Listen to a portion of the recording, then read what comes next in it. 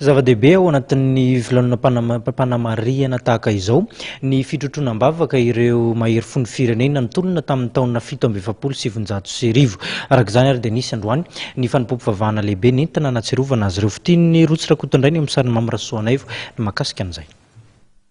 Tetsy amin'ny katedrala Analakely no nataony fitaom-pivavahana firaisam-pinoana na atsiarovana an'ireo mahery fo ny ady ho an'ny fanavotam-pirenena tamin'ny taona 1770.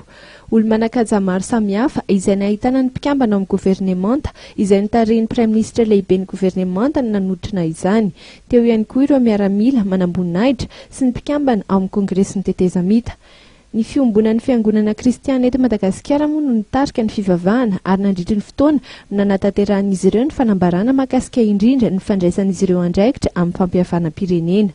Fiangonana fiangonana kristiana eto Madagasikara dia manambara voalohany indrindra andeha isan'amara tonga ny fomba natanterahana izany dinika ho fampihavanana sy fanorenana ny fotony izany. Faharoa, ny fahavalo ambin'ny folo aprily 2024 raha sitrapon'Andriamanitra no anatanterahana dinika zava-manano izay hanorena ireo vondrona isan-totony nangataka ny fandraisana andraikiny FFKM taorian'ny fiaonan'izy ireo tamin'ny sivita ka nanondra ny sosiketa amin'ny alalan'ny fampihavanam-pirenena eo ambany fitarian'ny FFKM.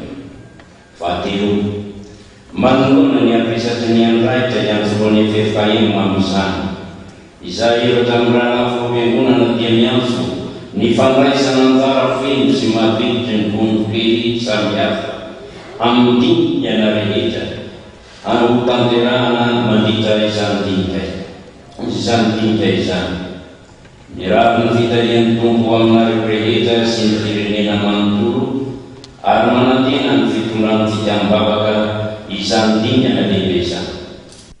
Ankoatry ny hetsika fanipoam-pivavahana fahatsiarovana ireo mahery fo dia tsy ho adino ihany koa ireo mpitarika ao amin'ny FFKM ny ahatsiaro ireo havana izay traboana any amin'ny faritra atsimon'ny nosy. Ao anatin'izany indrindra dia hisy ny fitaom-pivavahana lehibe izay atao manerana ny nosy amin'ny faha 14 ny volana aprily ho avy izao.